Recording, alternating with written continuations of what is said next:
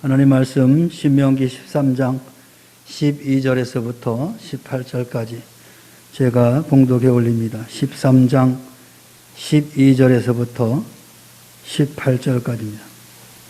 내 하나님 여호와께서 내게 주어 거주하게 하시는 한 성읍에 대하여 내게 소문이 들리기를 너희 가운데 대서 어떤 불량배가 일어나서 그 성읍 주민을 유혹하여 이르기를 너희가 알지 못하던 다른 신들을 우리가 가서 섬기자 한다 하거든.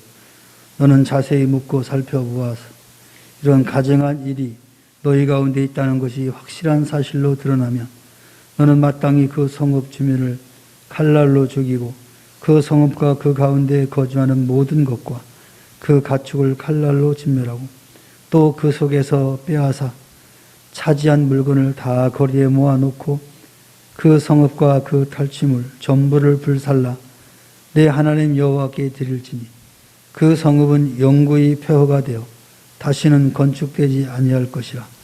너는 이 진멸한 물건을 조금도 내 손에 대지 말라. 그리하면 여호와께서 그의 진노를 그치시고 너를 긍휼히 여기시고 자비를 더하사 내 조상들에게 맹세하신 같이 너를 번성하게 하실 것이라. 내가 만일 내 하나님 여호와의 말씀을 듣고 오늘 내가 내게 명하는 이 모든 명령을 지켜 내 하나님 여호와의 목전에서 정직하게 행하면 이같이 되리라. 아멘. 할렐루야. 우리 옆 사람과 인사합니다. 축복합니다. 사랑합니다. 오늘 말씀을 통해서는 집단적인 유혹을 경계하라 그랬습니다. 집단적으로 이스라엘 백성들을 유혹하는, 특히 우상을 섬기도록 그렇게 미혹하는 것들을 경계하라라고 말씀합니다. 거짓 선지자의 유혹을 경계해야 되고, 또한 가족일지라도 우상을 섬기는 일을 재촉하는 자들을 경계해야 됩니다. 더군다나 내가 속해 있는 집단, 그 집단이 하나님이 기뻐하지 않은 그런 일들을 요구하게 될 때에는 어떻게 해야 되냐? 오늘 말씀에서 우리에게 말씀해 주고 있습니다. 어떤 불량배가 일어나서 한 성읍의 주민들을 유혹하였을 경우에 그 성읍을 어떻게 처리할 것인가? 이스라엘 백성들은 이 사실에 대해서 자세히 살펴본 후에, 확인을 한 후에 성읍 주민들 전체라도 반드시 처단하여 악을 제거해야 된다라고 말씀하고 있습니다. 이만큼 우상을 섬기는 것이 하나님 보시기에 얼마나 악한 것인지, 집단 가운데 불량배들이 일어나서 우상을 섬기도록 미혹할 때는 그 성읍 주민 전체라도 미혹당한 그 주민들 전체라도 반드시 처단해야 된다. 그 이유는 그 속에 있는 악을 제거하기 위함인 것입니다. 이것은 하나님께서 우상 숭배를 얼마나 싫어하는가를 단적으로 우리에게 보여주는 명령이기도 합니다. 하나님은 한 성읍의 주민일지라도 그들이 우상 숭배를 결코 용납할 수 없다라는 것을 우리에게 말씀합니다. 많은 사람들은 다수결에 의하여 모든 것을 결정합니다. 근데 다수결이 좋은 것 같지만 사실 거기에는 또 맹점이 있는 거죠. 그래서 교회는 사실은 다수결보다도 하나님의 뜻에 어떤 것이 합당한 것이냐에 따라서 결정을 해야 되는 거죠. 많은 사람이 같은 의견을 갖다고 해서 그게 반드시 하나님의 뜻에 합당한 것은 아니라는 거죠. 오늘 본문에서도 이야기했듯이 많은 사람들이 우상을 섬기는 것이 정당한 것처럼 보인다 할지라도 하나님이 보시기에 기뻐하지 않는 그런 미혹된 일이라면 그 집단 전체를 다 멸할 망정 하나님의 그 진리의 말씀 이거는 변해서는 안 된다라는 것을 우리에게 말씀한 거죠. 많은 사람들은 우리들의 의견이 그러하니까 비록 하나님 말씀이 이렇다 할지라도 우리 의견대로 합시다. 이게 이제 인본주의죠. 구약에서는 신본주의입니다. 하나님의 의지에 따라서 움직이죠. 그래서 아무리 많다 할지라도 소수인 선지자 한 사람이 전하는 메시지가 그게 힘이 있고 그 말씀대로 실천했던 것이 신본주의를 주장했던 이스라엘 백성들입니다. 이것이 차츰 변질이 되어서 이제 르네상스 이후에 인간이 더 하나님 위에 서게 됩니다. 그래서 인간이 많은 사람이 그거를 인식하고 그걸 수용하면 그걸 따라야 된다. 이렇게 이제 생각이 바뀐 거죠.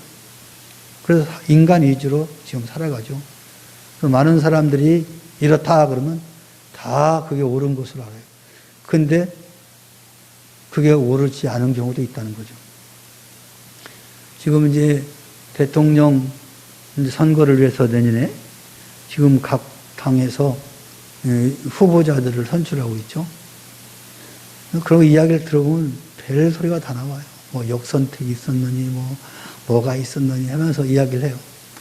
가만히 들어보면 결국에는 그 투표를 어떻게 하냐에 따라서 바뀐다는 거예요. 그래서 오히려 반대로 자기 당이 상대편 당이 이익된 편으로 몰래 들어가 가지고 상대편 대표자가 유리한 사람들을 선택한다. 이게 역선택이잖아요. 그러니까 그걸 또 빼야 된다 그러고 막 하면서 막 난리들 쳐요. 이게 바로 다수의 맹점이라는 다수의. 많은 사람이 그 사람을 추천할지라도 하나님이 볼 때 아니면 아닌 거잖아요. 근데 인간이 더 지금 우위에 있기 때문에 자기들이 좋은 사람을, 자기들의 유익에 되는 사람을 선택하는 거죠. 그 결과는 여러분도 아다시피 비참한 결과를 가져오죠. 한 사람의 지도자가 어떻게 생각하냐에 따라서 그 민족이 흥망생쇠가 달려있는 거죠. 지도자가 옳은 의식을 가지고 백성들을 섬기고 나라를 이끌어가면 나라는 흥왕해 가는데 그렇지 않으면 나라는 겉은 멀쩡한데 속은 썩어 문드러져서 결국에는 나라가 망하는 그런 결과를 가져오게 됩니다. 그러면 후대에 있는 사람들이 그 고통을 다 감내해야 되는 거죠. 자기들은 이제 끝났으니까 죽은 사람이 무슨 말을 하겠습니까? 그 남은 후손들이 이제 그거를 다 메꿔야 되고 고생을 다 해야 되는 겁니다. 이런 거 보면 하나님은 오늘도 우리에게 말씀하는 거예요.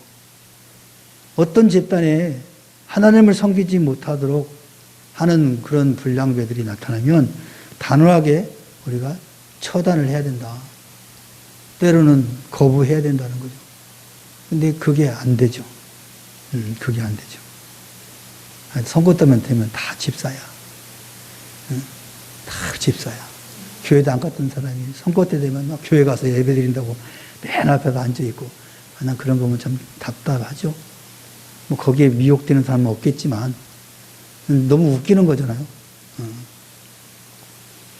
여러분, 정말로 하나님이 원하는 지도자가 누구냐? 정말로 우리가 속해 있는 집단에 하나님이 원하는 방향이 뭐냐? 하나님의 뜻이 무엇이냐? 이것을 여기 보니까 자세하게 살펴볼 필요가 있는 거예요. 여기도 불량배가 일어나면 어떻게 했어요? 그거를 자세히 가서 살펴보라고 했어요. 확인해 보라는 거예요. 그리고 또 미혹하는 하나님을 섬기지 않고 우상을 섬기도록 미혹하는 그 존재들이라고 한다면 단호하게 그 악을 제거해야 된다. 히브리서 3장 13절에 보니까 피차 권면하여 너희 중에 누구든지 죄의 유혹으로부터 완고하게 되지 않도록 하라 그랬습니다. 이게 서로 간에 권면하라는 거죠. 매일. 그래서 죄의 유혹으로부터 완고하게 되죠. 완고가 뭐예요? 고집스러워지는 거예요. 그러니까 대부분 사람들이 악한 사람들이 고집이 셉니다. 그러니까 자기가 가지고 있는 그 이념을 그대로 유지하려고 합니다. 그리고 남이 말하는 걸 듣지 않으려고 그래요. 이게 완고하거든요. 완고하다는 뜻이고요. 그러니까 우리가 하나님의 말씀으로 변화된 사람들은 또 성도들이 서로 권면하면 듣고 자기 자신을 돌아보고 또 고치고 받아들이고 이렇게 해야 되거든요. 근데 죄에 빠진 사람들은 자기 죄가 무엇인지도 모르고 그것을 계속 유지하려고 고집을 부리게 된다는 거죠. 그래서 서로 간에, 성도들 간에 그런 유혹에 빠지지 않도록 권면하고 서로 또 수용하고 격려하고 이것이 필요하다라고 히브리서 기자는 말합니다. 로마서 1장 22절 23절에서는 스스로 지혜 있다 하나 어리석게 되어 썩어지지 아니하는 하나님의 영광을 썩어질 사람과 새와 짐승과 기어다니는 동물 모양으로 바꾸었다. 우상 숭배는 우둔한 것이다 라는 것을 사도 바울은 이야기하고 있죠.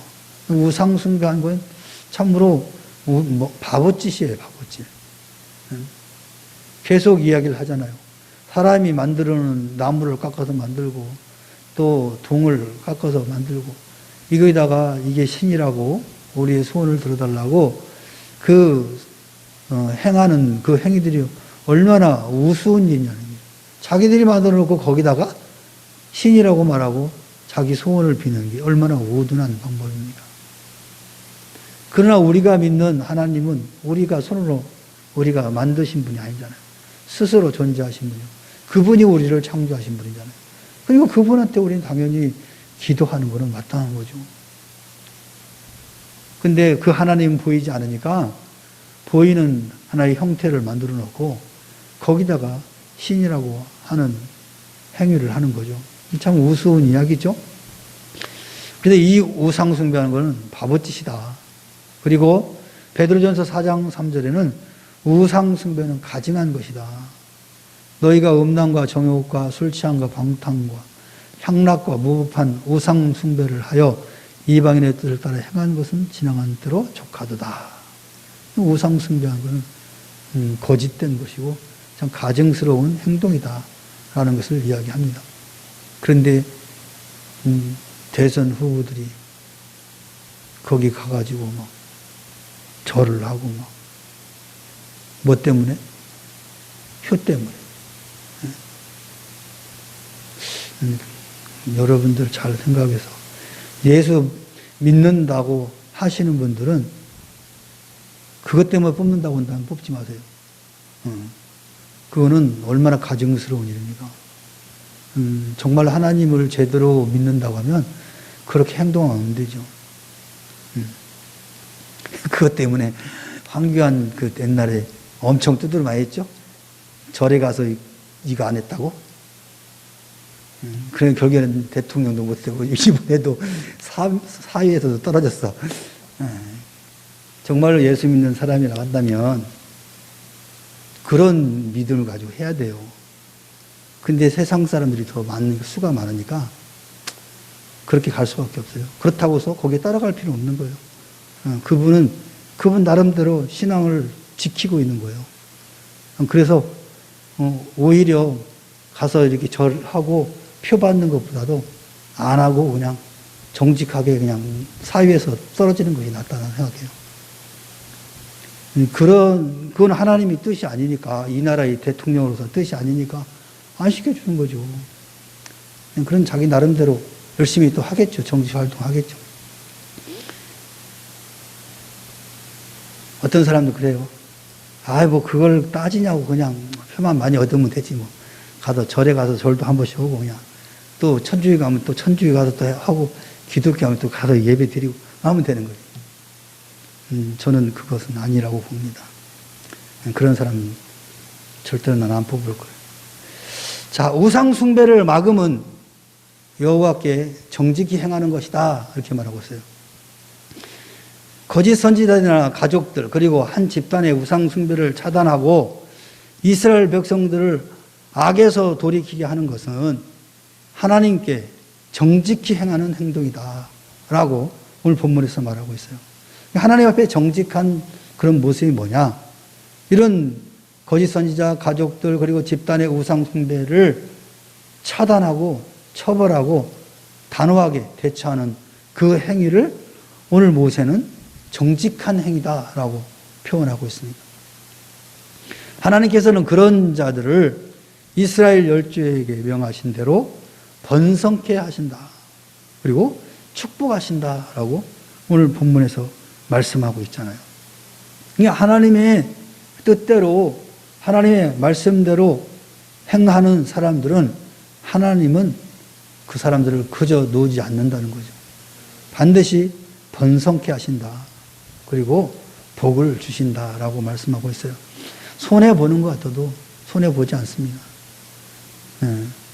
그래서 여러분 신앙생활 하시면서 하나님이 기뻐하는 행위가 그렇지 않은가 하는 그 기준을 가지고 우리가 말도 하고 행동을 하게 되면 오늘 본문 말씀처럼 하나님 보시기에 정직히 사는 사람이다 라고 말씀하실 겁니다. 그래서 우리 묘목교회 성도 여러분들은 하나님 앞에 정직히 행동하는 그런 신앙인들이 되기를 간절히 소망합니다. 유혹은 하나님의 진노다 그랬어요. 데살로니가 후서 2장 11절 12절에 보니까 하나님이 미혹의 역사를 그들에게 보내사 거짓 것을 믿게 하심은 진리를 믿지 않고 불의를 좋아하는 모든 자들 하여금 심판을 하기 위해서 그렇게 하신다고 하세요. 그러니까 정말로 하나님을 섬기지 않는, 하나님을 기뻐하게 하는 삶을 살지 않는 사람들은 하나님이 미혹의 그 일들을 통해서 그들이 그 미혹당함으로 심판하신다라는 그런 말씀입니다. 그러니까 하나님 진실되게 믿으면 미혹하는 영도 없다는 거예요. 그냥 대충 여기다 한 발 얹고 저기다 한 발 얹고 그러면 미혹하는 것들이 계속해서 따라 붙는다는 겁니다. 그것은 결국에는 그 미혹을 넘어가면 하나님이 심판하려고 한다. 거기에 대한 벌을 내리기 위한 하나의 방법이다라는 것을 여러분 꼭 기억하셔야 됩니다. 여러분 최초의 유혹을 받은 자가 누구죠? 하와잖아, 하와. 그죠? 그 나무를 본즉 먹음직도 하고 부함직도 하고 지혜롭게 할 만큼 탐스럽고 이런 마음이 딱 드는 순간 벌써 유혹이 다가온 거잖아요. 하나님이 아담에게 명령하신 그 메시지를 어떤 사람들이 그래요. 아담한테만 하고 하와한테는 그 말을 안 했잖아요. 그러니까 하와가 몰라가지고 그랬지. 그러면 정작 하와가 몰랐다고 그래봐요. 그러면 하와가 그 가시를 따갖고 와서 먹고 남편인 아담에게 주면은 아담이 깨닫고 이거 아니다 라고 이야기해야죠. 그랬으면은 하나님이 이렇게 화가 났겠어요? 근데 저도 같이 먹고 나중에는 하나님이 만들어준 저 작은 하와가 먹게 했다고 또 하와는 저 뱀이 그러겠다고 자꾸 핑계 돌리는 거예요. 최초의 유혹자가 있다 할지라도 그 다음 사람이 그를 알고 그를 거절하고 그를 차단을 했으면 그런 역사가 일어나지 않을 거 아니에요. 근데 같이 하는 거죠, 같이. 모른 척 하면서 같이 하는 거죠. 오늘 이 말씀을 마음에 잘 새기시고 혹이나 여러분 가족이나 또 가까운 친척이나 뭐 지인들이 이와 같이 하나님이 기뻐하지 않는 그런 일들을 미혹하고 유혹할 때 단호하게 거절하시기 바랍니다. 그것이 여러분들이 살 길이고 또 그 사람도 살리는 길이에요. 여러분이 같이 짝짝꿍하게 되면 여러분도 힘들어지고 그 사람도 더 죄에 빠지는 거예요. 그래서 그럼 혹이나 하나님 앞에 잘못된 행동을 누군가가 우리에게 요청할 때 단호하게 거절하고 그들을 옳은 길로 인도할 수 있는 저와 여러분 될 수 있기를 주의 이름을 축원합니다. 기도합시다. 사랑의 하나님 아버지 고맙고 감사합니다. 오늘 또 모세를 통해서 우리에게 주시는 말씀, 하나님 거짓 선지자 또는 지인, 친척들 더 나아가서 한 집단이 우리를 유혹하고 미혹할지라도 단호하게 거절하고 그것들로부터 주의 말씀으로 자유롭게 되어야 한다고 주께서 말씀하셨습니다. 오늘 우리 믿음의 사랑하는 자녀들 이 땅에 살아가면서 여러 가지 방면으로 미혹과 유혹이 우리를 엄습해 올 때 주의 말씀으로 잘 구별하여 잘 차단하고 잘 거절하여서 하나님을 진노케 하는 어리석은 자리에 들지 않도록 인도하여 주시옵소서. 하나님 말씀 앞에 바로 서서 하나님을 영화롭게 할 때, 하나님 앞에 정직히 살아갈 때 가정이 복을 받고 우리 인생이 복을 받는다고 말씀하였사오니 그 말씀대로 복을 누리는 우리 명문교 모든 성도들이 다 되게 하여 주시옵소서. 감사드리며 예수님의 이름으로 기도하옵나이다. 아멘. 하늘에 계신 우리 아버지여, 이름이 거룩히 여김을 받으시오며 나라 임하옵시며 뜻이 하늘에서 이룬 것 같이 땅에서도 이루어지이다. 오늘날 우리에게 일용할 양식을 주옵시고 우리가 우리에게 죄 지은 자를 사하여 준 것 같이 우리 죄를 사하여 주옵시고 우리를 시험에 들게 하지 마옵시고 다만 악에서 구하옵소서. 대개 나라와 권세와 영광이 아버지께 영원히 있사옵나이다. 아멘.